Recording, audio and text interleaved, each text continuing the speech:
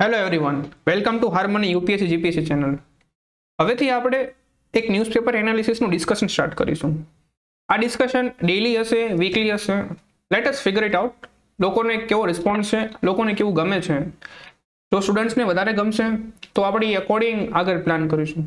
તો બહુ બધાને ડાઉટ હતા કે ન્યૂઝપેપરને કેવી રીતે વાંચવું, ન્યૂઝપેપરમાં શું કામનું જે છે એ કેવી રીતના ફિગર આઉટ કરવું એમ. બરોબર, તો આ બધી જ વસ્તુ આપણે જોઈશું આજે. અને ન્યૂઝપેપરમાંથી માર્ક્સ કઈ રીતના ગેઇન થાય. ન્યૂઝપેપરમાં બહુ બધા કે કહેવાય ને કે એમાંથી નોલેજ ગેઇન થાય, બરોબર. પણ એ બધી વસ્તુ એક સાઈડ છે. જીપીએસસીમાં કે યુપીએસસીની એક્ઝામ હોય, મેટર શું કરે છે? માર્ક્સ. અને માર્ક્સથી સિલેક્શન થાય છે. બહુ ઓછા વ્યક્તિને તમે કંઈક સાંભળ્યું હશે કે ના એનું નોલેજ બહુ સારું છે એટલે સિલેક્શન થઈ ગયું છે. મોસ્ટલી કહેવાય ને કે એ વસ્તુ રેર થાય કે જેને એટલો એક્સપિરિયન્સ હોય નોલેજમાં. જે મેટર કરે છે એ માર્ક્સ છે. તો હવે આપણે ચાલુ કરીશું કે ન્યૂઝપેપર પ્રોપર એનાલિસિસ. તો ન્યૂઝપેપરમાંથી આપણે એક્સટ્રેક્ટ કઈ રીતના કરીશું અને એ ઉપયોગ ક્યાં લઈશું એમ. તો જો ન્યૂઝપેપરનું કન્ટેન્ટ છે જે જીએસમાં કામ લાગે. જીએસમાં ક્યાં? પ્રિલિમ અને મેઇન્સમાં. બીજી વસ્તુ છે લેંગ્વેજ પેપરમાં, જીપીએસસી મેઇન્સની વાત છે. અને થર્ડ થિંગ ઇઝ કે ઇન્ટરવ્યુ સ્ટેજમાં આપણે બધી વસ્તુ જોઈશું કે કઈ જે ફેક્ટ્સ છે, કયું ન્યૂઝ છે, ક્યાં કેટલું કામમાં લાગે છે. બીજી બહુ બધાને ક્વેશ્ચન હોય છે કે શું નોટ્સ બનાવવી જોઈએ આર્ટિકલની કે પછી ન્યૂઝપેપરની. તો આનો આન્સર એવો હશે કે મિક્સ પોઈન્ટ ઓફ વ્યૂ છે એમ, કે બનાવવી પણ જોઈએ, નો પણ બનાવવી જોઈએ એમ. તો શેની બનાવવી જોઈએ, શેની નો બનાવવી જોઈએ અને કેટલી બનાવવી જોઈએ.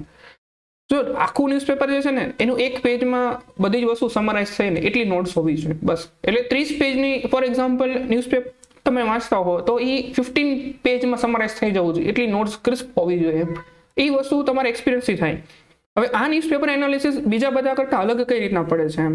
જો આ ન્યૂઝપેપરનું એવી રીતના તો આપણે એક પ્રિસાઇસલી જશું કે કહેવાય ને કે એક ફેક્ટ જે છે એ ફેક્ટ્સ ક્યાં એક્ઝેક્ટલી કામમાં લાગે છે. બીજી વસ્તુ જે આખું વિડીયોનું જે ડ્યુરેશન રહેશે એ ડ્યુરેશન ટ્રાય કરીશું કે બને ત્યાં સુધી છે ને કે એ 20 મિનિટની અંદર સમરાઇઝ થઈ જાય, જેથી તમે બધા 40 50 મિનિટના વિડીયો જોવો છો એટલો ટાઈમ ન ખેંચાય.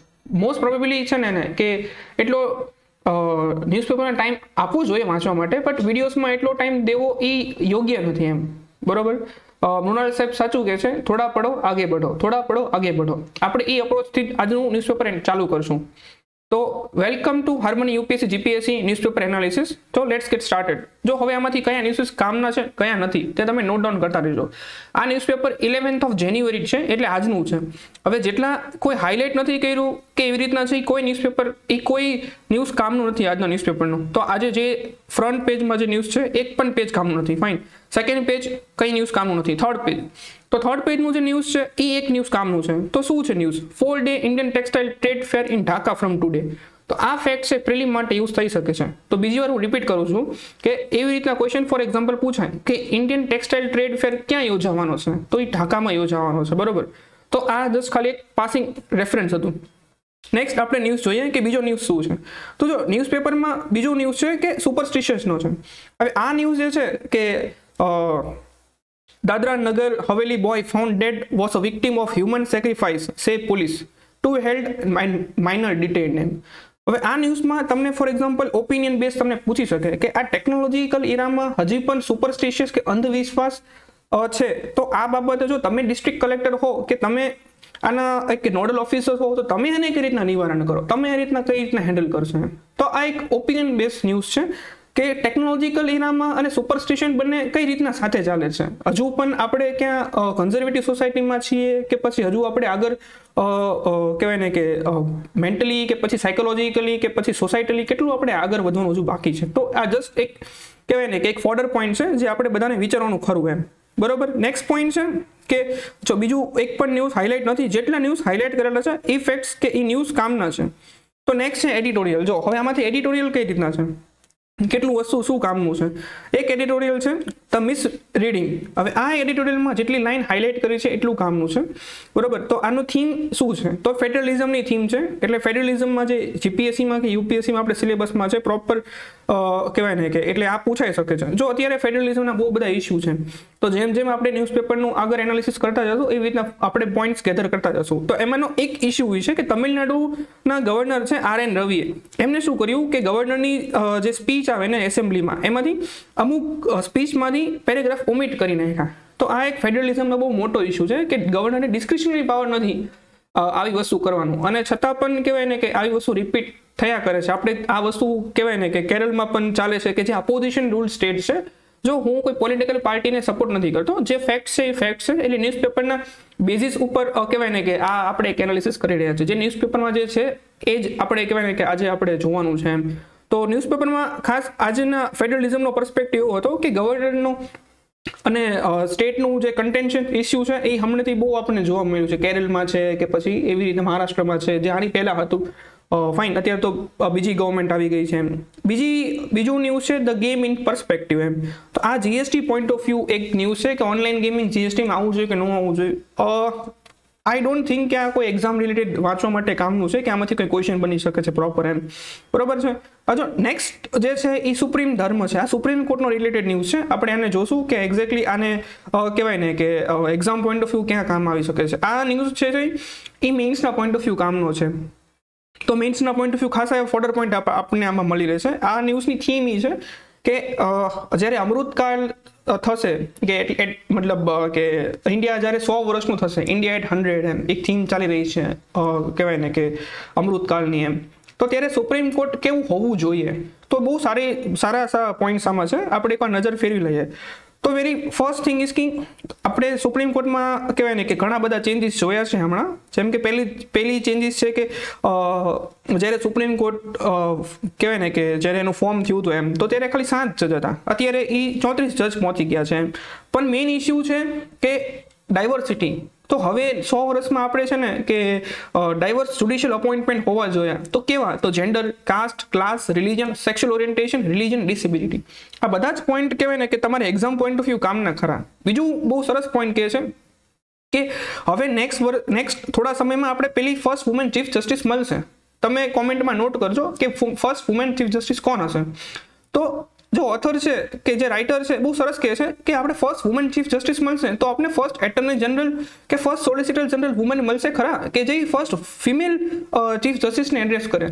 તો આ પણ એક ફોર્ડર પોઈન્ટ છે. નેક્સ્ટ વસ્તુ છે કે કહેવાય ને કે legislature must evaluate whether we need certain laws today. આમાં બહુ બધા ઓબ્સોલ્યુટ લોસની કહેવાય ને કે વાત કરવામાં આવી છે. જેમ કે ચેક બાઉન્સનો એક એક્ઝામ્પલ આપ્યો છે. તો આપણે બહુ બધા ઓબ્સોલ્યુટ જે લોસ છે એને આપણે દૂર કરવાની વાત છે, તો જેથી જ્યુડિશરીનો ટાઈમ ઓછો થાય. નેક્સ્ટ છે કે બી એન સેન છે તે એમની બુકમાં લખે છે ઇન સુપ્રીમ બટ નોટ ઇનફોલિબલ. એવું કહે છે કે પહેલાના જ્યારે સુપ્રીમ કોર્ટ ફોર્મ થયું એટલે પહેલાના કહેવાય ને કે વર્ષોમાં Supreme Court article 145 special leave પિટિશન્સનું બહુ ઓછો ઉપયોગ કરતી એમ. પણ હવે આપણે જોઈએ છીએ કે એનો ઉપયોગ બહુ જ વધારે માત્રામાં થઈ રહ્યો છે. બરોબર. તો next 25 years the court must prioritize its role as a constitutional court above its other function એમ. તો શું એ અપીલેટ રોલ હશે કે ખાલી કોન્સ્ટિટ્યુશન હશે કે પછી કહેવાય ને કે આવું ડિસ્ક્રિશનરી પાવરનો વધારે યુઝ કરશે. ઓલરેડી જ્યુડિશરીમાં ઓવરબર્ડનના કારણે બહુ વધારે ન્યૂઝમાં રહે છે એમ. તો 100 વર્ષમાં આપણે જોવાનું કે એનું રોલ શું હશે, કેવો હશે એમ. નેક્સ્ટ વસ્તુ એ છે કે court will continue two adopt new technology. Fine. તો આપણે આમાં ટેકનોલોજીની પણ વાત કરી જેમ ઈ ફાઇલિંગ ઓફ કેસીસ જેના કારણે કાર્બન એમિશન દૂર થઈ શકે છે એમ. નેક્સ્ટ વસ્તુ એ કીધી છે કે technology can also help maintain a historical record. પછી ફોર્થ પોઈન્ટ છે there has been demand of regional benches of the court. જે આવનારા 100 વર્ષમાં કહેવાય ને કે એક પોઈન્ટ ફોર્ડર પોઈન્ટ છે કે જેમ એક જ જગ્યાએ અત્યારે નેશનલ કોર્ટ છે જે છે દિલ્હી. તો હવે આપણું ઇન્ડિયા બહુ ડાયવર્સ કન્ટ્રી છે જોગ્રાફિકલી, તો બીજે પણ સુપ્રીમ કોર્ટની બેન્ચીસ હોવી જોઈએ. તો એવું ઓથર કહે છે. નેક્સ્ટ ઇમ્પોર્ટન્ટ પોઈન્ટ છે કે judgement should also be translated into Indian languages to make justice more accessible. અત્યારે ખાલી કોન્સ્ટિટ્યુશન પણ કહેવાય ને કે ઇંગ્લિશને જ ફેવર કરે છે કે જજમેન્ટ્સ માટે એમ. તો ઓથર એવું કહે છે કે હવે આપણું જોગ્રાફિકલી પણ આપણે એટલા લિંગ્વિસ્ટિકલી પણ આપણે એટલા ડાયવર્સ છીએ, તો બધા જજમેન્ટ્સ પણ કહેવાય ને કે આપણી બધી લેંગ્વેજમાં હોવા જોઈએ. નેક્સ્ટ છે કે there are certain vestiges of colonialism જેમ કે યસ મેમ, પછી માય લોર્ડ કે પછી માય લેડી. તો આની જગ્યાએ ખાલી સર અને મેમની સંબોધન કરવું જોઈએ, બસ પતી જવું જોઈએ. અને જે લાસ્ટમાં જો આમાં જોવાનું એ છે કે કન્ક્લુઝન બહુ મસ્ત કર્યું છે. આપણે આન્સર રાઇટિંગ કે એસેમાં પણ આપણે શીખી શકીએ છીએ. શું છે એમ કે જો કેટલું પોઝિટિવ નોટથી આપણે આમને ઓથોરે એન્ડ કર્યું છે કે બેરિંગ ફ્યુ ડિસ્કોર્ડન્ટ નોટ્સ. એટલે જેમ કે ઇમરજન્સીનો જે દોર હતો એમ એ બહાર કરતા, એ બાદ કરતા એમ કે our court has always expanded freedom and protected individuals against the state and majoritarianism. Our hope for the next 25 years is that the court continues to follow its dharma.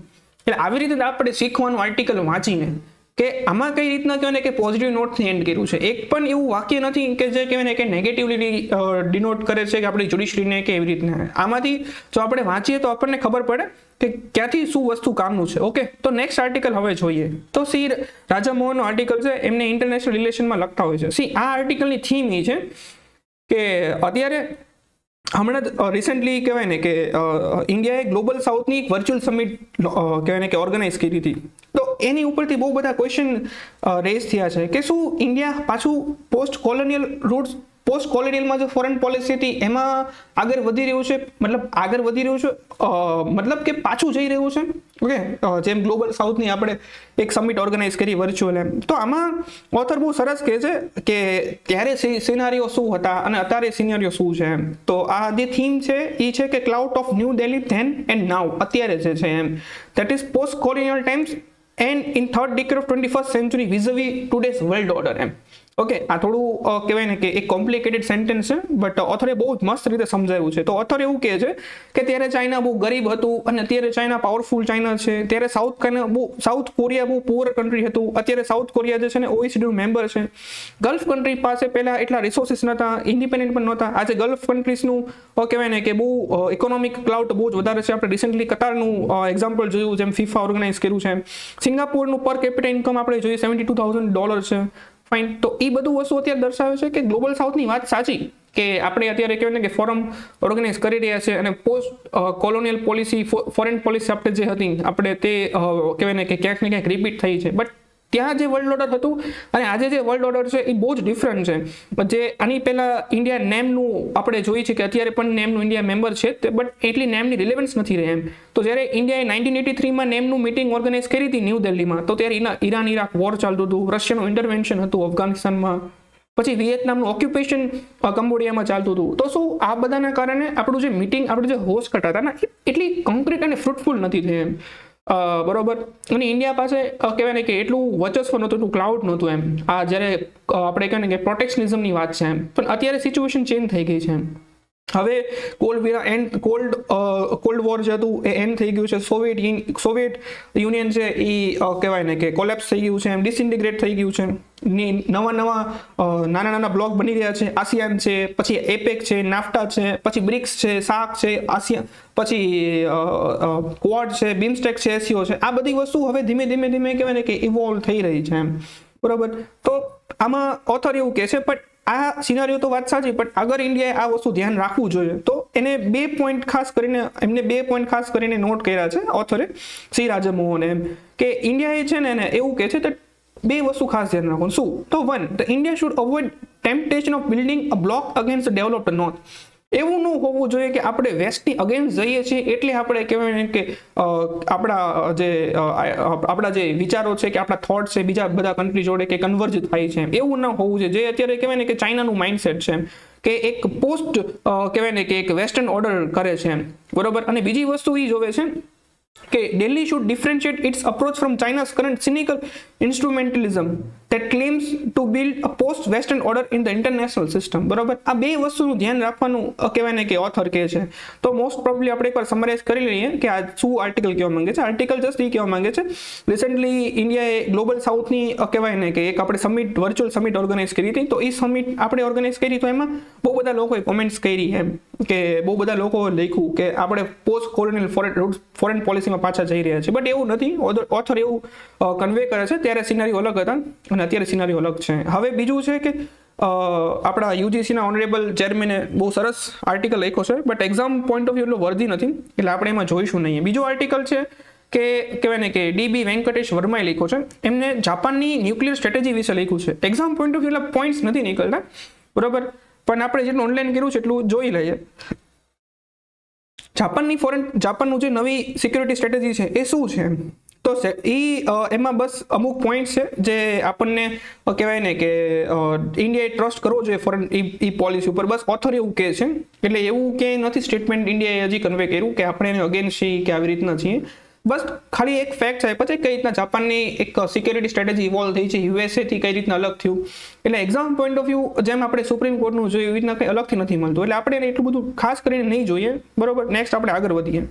બીજું વસ્તુ શું છે જો નેક્સ્ટ ઇઝ છે કે આ શિવસેનાનો dispute છે. હવે આપણે પોલિટિકલી આપણે નહીં જઈએ પણ આપણે બીજું જોઈએ કે exactly exam point of view શું છે એમ. તો supreme court to hear pleas from February 14 Pawar indicates prolong legal battle. તો આમાં લીગલ બેટલમાં શું છે કે કહેવાય ને અત્યારે શિવસેનાએ પિટિશન ફાઇલ કરી છે. તો જેમાં એવું કહેવામાં આવ્યું છે while seeking reference of matters to 7 judge bench had sought a relook at an earlier Supreme Court judgment. અત્યારના પિટિશનરે એટલે શિવસેના પાર્ટી એવું ક્લેમ કરે છે કે તમે તમારા વિઝિટને જે તમારા સુપ્રીમ કોર્ટનું જજમેન્ટ છે ને એકવાર રિવિઝિટ કરો. તો કયો જજમેન્ટ છે 2016નો, કયા જજમેન્ટની વાત કરે છે આપણે બસ એક્ઝામ પોઈન્ટ ઓફ વ્યૂ જોવાનું છે. તો 5 જજની કોન્સ્ટિટ્યુશન બેન્ચ હતી જેમનું નામ જે જજમેન્ટનું નામ છે નાબમ રેબિયા કેસ છે. તો એમાં એવું કીધું હતું had held that Assembly Speaker cannot proceed with a plea for disqualification of MLAs if a prior notice seeking removal of the speaker is pending decision in the House. એટલે એવું કહેવા માંગે છે કે જ્યારે કોઈ સ્પીકર ઉપર જ કહેવાય ને કે ડિસ્કોલિફિકેશનની અપીલ જ્યારે કોઈ પેન્ડિંગ હોય તો ત્યારે એ કોઈ નિર્ણય ન લઈ શકે એમ, અને એ જો લીધો હોય તો એ અનકોન્સ્ટિટ્યુશનલ ગણે. તો આને એકવાર રિવિઝિટ કરવાની વાત છે. જસ્ટ ખાલી પાસિંગ રેફરન્સ કદાચ તમારે કે કોઈ કહેવાય ને કે યાદ રાખવું હોય તો નાબમ રેબિયા જે કેસ છે શેના રિલેટેડ છે, એ સ્પીકરના રિલેટેડ કેસ છે. બસ ખાલી ઇમ્પોર્ટન્ટ છે. બીજો જે ન્યૂઝ છે કે DAC અપ્રુવ્સ DRDO missile system worth ₹4,276 crore. તો આ ન્યૂઝમાં કહેવાય ને કે શું એક્ઝામ વર્ધી છે આપણે જોઈએ. તો જો અમુક મિસાઇલ્સની વાત કરી છે તો પહેલી વસ્તુ કે ડિફેન્સ એક્વિઝિશન કાઉન્સિલ હેડ કોણ કરે. ધારો કે UPSC પ્રિલિમ કે GPSC પ્રિલિમમાં ક્વેશ્ચન પૂછે કે ડિફેન્સ એક્વિઝિશન કાઉન્સિલ કોણ હેડ કરે, prime minister, DRDO, NITI Aayog કે પછી કહેવાય ને કે XYZ પર્સન. તો આનો આન્સર છે ડિફેન્સ મિનિસ્ટર એમ. તો આમાં શું નિર્ણય લીધો તો very short range air defence system જેને VSHORAD IR હુમિંગ. હવે અમુક અત્યારે વર્ડ એસોસિએશન પૂછે છે એમ કે VSHORAD હેલિના છે કે પછી NGM છે, આ શું છે? આ કહેવાય ને કે એસ્ટેરોઇડ છે યા તો પછી સેટેલાઇટ છે યા તો મિસાઇલ્સ છે, બરોબર, બીજા કન્ટ્રીની. તો વર્ડ એસોસિએશન પણ આપણે ઇમ્પોર્ટન્ટ એક ખબર હોવી જોઈએ એમ. તો હવે બીજી વાર આવી રીતના કોઈ વસ્તુ આવે તો આપણને આ વર્ડ આવે તો આપણે ધ્યાનમાં રહેવું જોઈએ કે very short range air defence system એટલે VSHORAD એ જે છે એ મિસાઇલ રિલેટેડ છે. ઓકે, IR હુમિંગ મિસાઇલ છે which is being design and develop by DRDO, બરોબર. પછી બીજું છે હેલિના, બીજું DAC એ શું અપ્રૂવ કર્યું છે તો Helina anti tank guided missile છે, launchers and associated support equipment for the indigenous advanced light helicopters with Army and BrahMos launcher and fire control systems for the Shivalik class of ships and next generation missile systems for the Navy. બરોબર, આ બધું fix તો કર્યું છે, આ બધું આપણે કહેવાય ને કે અપ્રૂવ તો કર્યું છે, બટ કયા મોડલની અંદર? સો આ બાય ઇન્ડિયન IDDM મોડલ કરીને કેટેગરી છે. આ વસ્તુ આપણે જ્યારે ભવિષ્યના ઓલામાં લેક્ચરમાં આપણે જોઈશું એકવાર કે બાય IDDM કેટેગરી શું છે. હજી સુધી GPSC આની ઉપર એકવાર ક્વેશ્ચન નથી પૂછ્યો એટલે આપણે અત્યારના ડિટેલમાં નહીં જઈએ એમ. બસ બીજું શું છે કે ક્વેશ્ચન પૂછે કે ઇગ્લા M ક્લાસ છે આપણે ક્યાંથી ઇમ્પોર્ટ કરીએ છીએ, રશિયા, ઇઝરાયલ, ફ્રાન્સ કે પછી બીજો કોઈ કન્ટ્રી, તો રશિયામાંથી છે એમ. તો એ ન્યૂઝ શું છે અત્યારે કે India has been in talks with Russia since 2018 to procure the Igla S air defence missile at cost of $1.5 billion under the VSHORAD programme in a bid to replace the Russian Igla M missile systems which have been in use with the army. Okay, તો just ખાલી એક reference માટે Igla M આપણે ક્યાંથી procure કરી છે. બીજો news શું છે એમ આપણે એકવાર હવે જોઈ લઈએ, રિવિઝિટ કરી લઈએ એમ.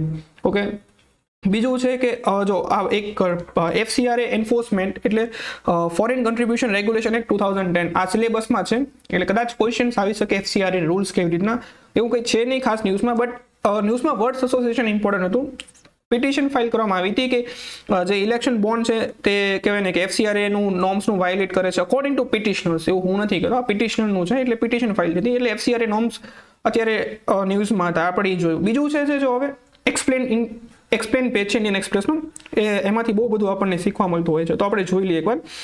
સો આમાં છે what is cold wave, why North East India shivering in cold wave. જો હવે આ કોલ્ડ વેવ આ જે છે એ પ્રોપર કહેવાય ને કે આપણે મંથલી મેગઝીન યા તો પછી યરલી 365 આપણે બધા જોઈતા હશું તો એમાં ખાસું બધું કવર થઈ જતું હોય છે. આમાં એટલા ખાસ ઇન્ફોર્મેશન છે નહીં કે કહેવાય ને કે વોટ ઇઝ કોલ્ડ વેવનું આપણે પર્ટિક્યુલરલી ખબર પડે કેવી રીતે એમ. જસ્ટ ખાલી એક બે ડેફિનેશન છે બટ મોરઓલેસ કહેવાય ને કે આપણે પ્લસ માઇનસ કે જે આપણે જે જોવાનું છે એ આપણે મંથલી મેગઝીન કે એવી રીતના કોઈ મેન્સનો છે તો જોઈ લઈએ, બરોબર છે.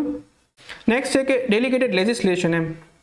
ડેલિગેટેડ લેજિસ્લેશનનું શું મિનિંગ છે એમ તો જો આમાં ડેલિગેટેડ લેજિસ્લેશન એકવાર GPSC ક્વેશ્ચન પણ પૂછી લીધો તો કહેવાય કોને ડેલિગેટેડ લેજિસ્લેશન. તો જો આમાં આપણને બહુ સિમ્પલ રીતે કીધું છે કે પાર્લામેન્ટ કહેવાય ને કે ઓથોરાઇઝ સેન્ટરને કરે છે કોઈ લેજિસ્લેશન પાવર કરવા માટે એમ. એટલે સેન્ટર એટલે એક્ઝિક્યુટિવ એટલે કારોબારી એમ. અને એ જે છે એ ઓથોરાઇઝ કોને કરે છે? કોઈ પણ ઓથોરિટી આરબીઆઈ હોઈ શકે, સીબીઆઈ હોઈ શકે, ઈડી હોઈ શકે, એવી રીતના ડેલિગેટ કરે છે લેજિસ્લેશન. એટલે અલ્ટિમેટ જે પાવર છે પાર્લામેન્ટ છે, અને એનીથી આપણે સુપ્રીમ પાવર કહીએ તો પીપલ પાસે છે. એટલે પીપલ પાર્લામેન્ટને ઇલેક્ટ કરે અને એ વસ્તુ પાર્લામેન્ટ છે એ ડેલિગેટ સેન્ટરને કરે, અને સેન્ટર જે છે ને એ કોઈ પણ ઓથોરિટી કે કોઈ પણ ઇન્સ્ટિટ્યુશનને ડેલિગેટ કરે છે. આને છે કે આને કહેવાય છે ડેલિગેટેડ લેજિસ્લેશન. બરોબર, આના ઉપર જીપીએસસી ઓલરેડી ક્વેશ્ચન પણ પૂછી લીધો છે એમ. તો ડેલિગેટેડ લેજિસ્લેશન અત્યારે ન્યૂઝમાં શું છે? તો એવી સુપ્રીમ કોર્ટમાં ડિમોનેટાઇઝેશન એટલે વિમુદ્રીકરણની કહેવાય ને પિટિશન ફાઇલ થઈ હતી, જેમાં એવું કહેવામાં આવ્યું હતું કે ઓપરેશનલ એક ડેલિગેશન અને એસેન્શિયલ ડેલિગેશનના બે અલગ અલગ પાર્ટ હોય છે. એટલે આમાં એવું કહેવા માંગે છે કે જે આરબીઆઈ જે ડિમોનેટાઇઝેશન કર્યું હતું that was part of essential delegation એમ. એટલે એ વસ્તુ ડાયરેક્ટલી આરબીઆઈ ન કરી શકે અનલેસ અનટિલ એમને પાર્લામેન્ટ પાસે પરમિશન લીધી ના હોય એમ. બરોબર, એને પણ અત્યારે જે ડિમોનેટાઇઝેશન કરી નાખ્યું એ ઓપરેશનલ ડેલિગેશનમાં કર્યું હતું, જસ્ટ રૂટીન ડેલિગેશનમાં એમ. એટલે નો ડાઉટ ડેલિગેશન પાવર આપ્યા છે ઓથોરિટી પાસે, but that are of two type, એવું આખું આર્ટિકલ કે છે. એકવાર વાંચી લેવું અને એકવાર જોઈ લેવું, બરોબર, તો તમને વધારે આઈડિયા આવશે એમ. નેક્સ્ટ વસ્તુ છે આર્ટિકલ છે ઓઝોન હોલ ફિલિંગ અપ નાઉ. આમાંથી એક્ઝામ વર્કથી કોઈ કામનું નથી, ઓલરેડી બહુ બધી વસ્તુ તમે જાણતા જ હશો, બરોબર, કે કઈ રીતના મોન્ટ્રીયલ પ્રોટોકોલ, કિગાલી એગ્રીમેન્ટ અત્યારે ન્યૂઝમાં છે. બસ એ જ બધી વસ્તુ છે. In Ladakh protest outstanding demands an rare Leh Ladakh Kargil unity. આમાંથી exam point of view worthy કાંઈ જ નથી એમ. હવે નેક્સ્ટ આપણે જોઈએ બીજો ન્યૂઝ શું છે. ઓકે, જો આમાં બીજો હવે ન્યૂઝ કોઈ એટલું એક્ઝામ વર્થી નથી, તો આવી રીતે આપણે એક બ્રીફ એનાલિસિસ કરી લેશું, જેથી તમને ઇઝી રહે કે એક્ઝામમાં કયા વાંચવા આર્ટિકલ, કયા આર્ટિકલ ના વાંચવા. અને કહેવાય ને કે આપણે ન્યૂઝપેપરનું આર્ટિકલ કે આવી એનાલિસિસ જો તમને ગમશે તો આપણે શ્યોર અને વ્યવસ્થિત રીતે કન્ટિન્યુ કરશું, યા તો તમે તમારા સજેશન્સ ડ્રોપ કરી શકો છો. Thank you so much. Okay.